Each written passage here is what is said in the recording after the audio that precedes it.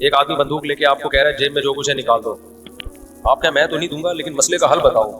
تو ہم کہیں گے اگر تمہاری جیب میں میزائل پڑا ہوا ہے تو وہ نکال, وہ مسئلے کا حل ہے. اگر وہ نہیں ہے تو موبائل پکڑا دو اور پتلی گلی سے نکل لو. تو ایسا کام کرنا جس سے لینے کے دینے پڑ جائیں وہ تو نہیں حل ہے. تو ایسے موقع پہ دعا ہے, اور کیا ہے, بد دعائیں ہیں, دشمن کے خلاف بد دعائیں ہیں. کسی کے پاس راستہ ہے جانے کا تو جائے, 100 دفعہ جائے, اناؤنس کرے کہ یہ راستہ ہے, یہ یہاں سے نکل آیا راستہ, تو سب پہنچ جائیں گے.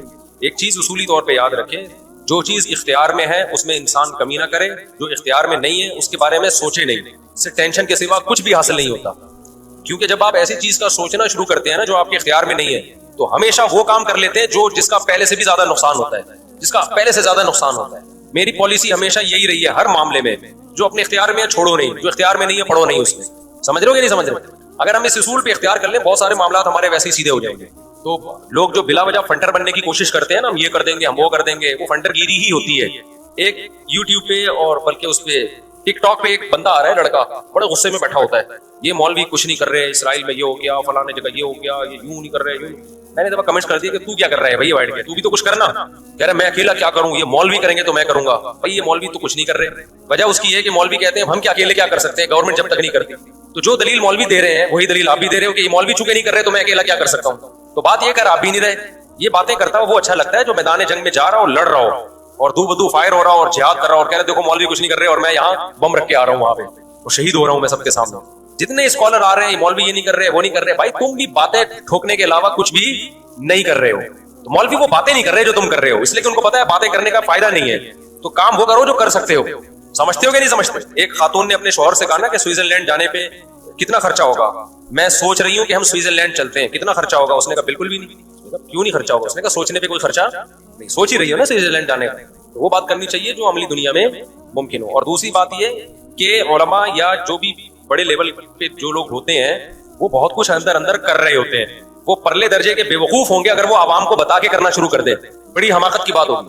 بہت کچھ اندر اپر لیول پہ حکومتوں سے رابطوں کی کوشش ہو رہی ہوتی ہے, حکومتوں کو سمجھایا جا رہا ہوتا ہے, حکمرانوں کو حل دیے جا رہے ہوتے ہیں.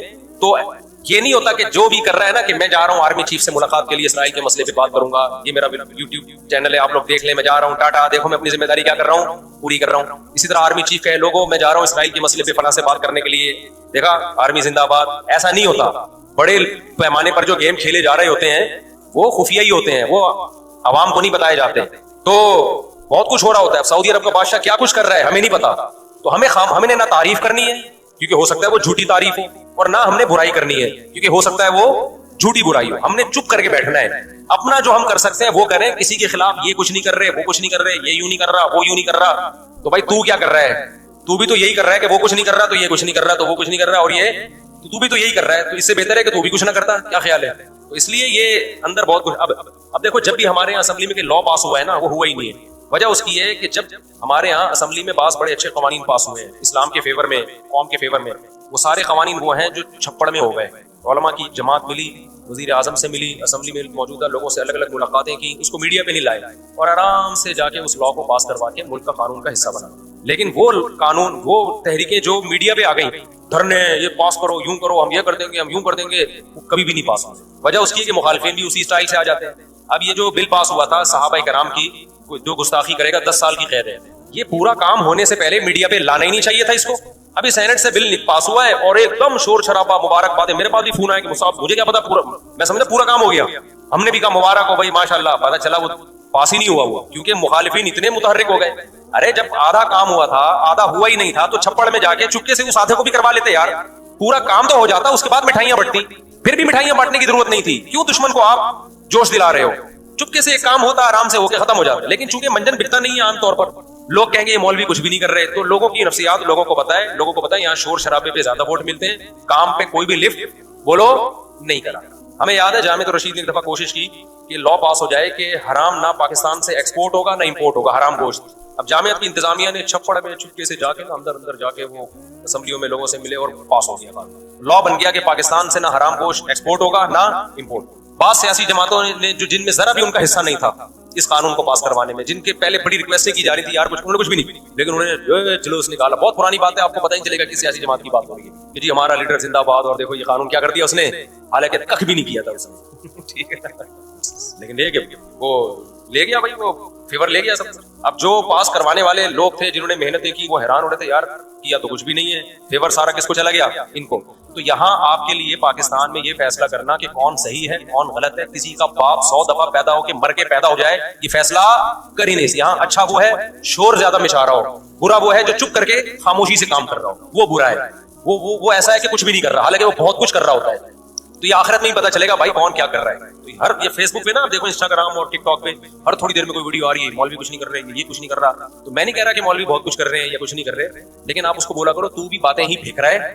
پھینکنے کا لفظ میں احتیاطاً اچھا استعمال کر رہا ہوں, آپ کچھ اور لفظ اس میں ایڈ کر دینا. کچھ ایک دفعہ 8-9 سال پرانی بات ہے, ایک ینگ لڑکا میرے پاس آیا اور کہتا ہے میں ایک انسٹیٹیوٹ بنا رہا ہوں, اس میں یہ کروں گا وہ کروں گا ایسے ویسے کام اور یوں ہوگا, پھر اس میں نوجوانوں کی ٹریننگ ہوگی, پھر ان کو ہم اس قابل بنائیں گے, ان میں ایفرٹس پیدا کریں گے, اور ایسا ادارہ مفتی صاحب آپ میرے ساتھ شانہ بشانہ چلو اور اعلان کرو اپنے چینل پہ. اس وقت میری آڈیو آیا کرتی تھی, آڈیو بیان, بڑے جوش میں. جو اس کو لانے والا تھا اس نے بھی کہا بڑا زبردست آدمی ہے یہ وہ. میں نے کہا بھائی جان مجھے کیا پتا تو کیا کرے گا, خام خام میں مشہور ہو جائے گا. میرا دل میں نے کہا اس کو زبان سے نہیں کہا, میں نے کہا دل میں پتہ نہیں کچھ کرے گا بھی نہیں کرے گا, میں اس کو اناؤنس کر کے مشہور کر دوں بعد میں پتہ چلا چندے لے کے بھاگ گیا لوگوں سے.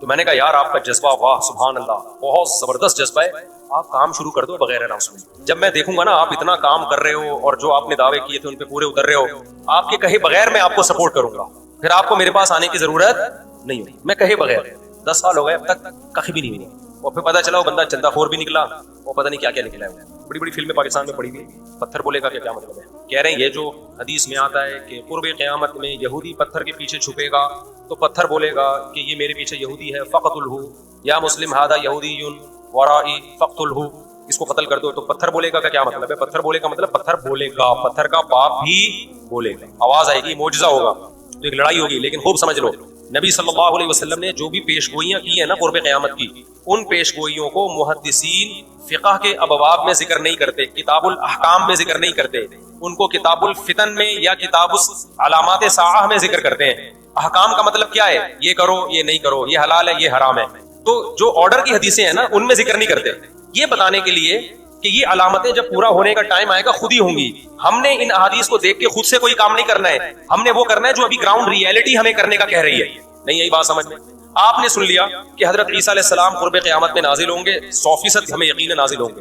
حضرت مہدی آئیں گے, 100% ہمیں یقین ہے حضرت مہدی آئیں گے.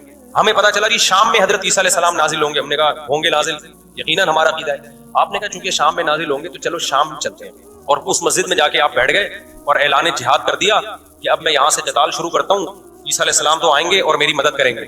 پتا چلا آپ نے لڑائی شروع کی اور آپ کی ایسی کی تیسی ہو گئی اور عیسیٰ علیہ السلام آئے نہیں. آپ قیامت میں اللہ سے پوچھو گے اے اللہ حدیث میں تو کہا گیا تھا کہ شام میں عیسیٰ علیہ السلام نازل ہوں گے, میں نے تو جنگ بھی شروع کر دی, سب کچھ ہو گیا, لیکن نازل نہیں ہوئے. تو اللہ جواب میں کیا کہیں گے, میں نے یہ تھوڑی کہا تھا کہ جب تو جنگ شروع کرے گا تو تیری مدد کے لیے آئیں گے. یہ میں نے کہا تھا آئیں گے, میں نے یہ ٹائم تھوڑی بتایا تھا. تم جو اپنا کام ہے وہ کرو, جب انہوں نے آنا ہوگا تو وہ آ جائیں گے. تم گراؤنڈ ریئلٹی کو دیکھ کے ٹائم گزارو, جب حضرت مہدی نے آنا ہوگا تو آئیں گے. اب ہر تھوڑے دنوں میں حضرت مہدی کی امید پہ کوئی تحریک اٹھتی ہے. سعودی عرب میں جو 1979 میں بغاوت ہوئی تھی, جنرل مشرف کی قیادت میں آرمی نے جا کے کنٹرول کیا تھا نا, وہ بغاوت کیا ہوئی تھی, وہ یہی کہ لوگوں نے کہا امام مہدی آنے والے ہیں, تو ایک بندے کو تیار کیا, کل تیرا حلیہ وہ ہے جو امام مہدی والے, تیرا نام بھی وہ, تیرے ابا کا نام بھی وہ, اور اس کو تیار کر کے بغاوت پہ اکسایا اور کہا کہ بس انقلاب آنے والا ہے, امام مہدی آنے والے ہیں, اور یہی آ گئے. نتیجہ نکلا سعودی عرب نے پاکستان آرمی کو بلایا, چاروں طرف سے گھیر کے سب کو لٹکا دیا پکڑ کے. تو اب وہ اللہ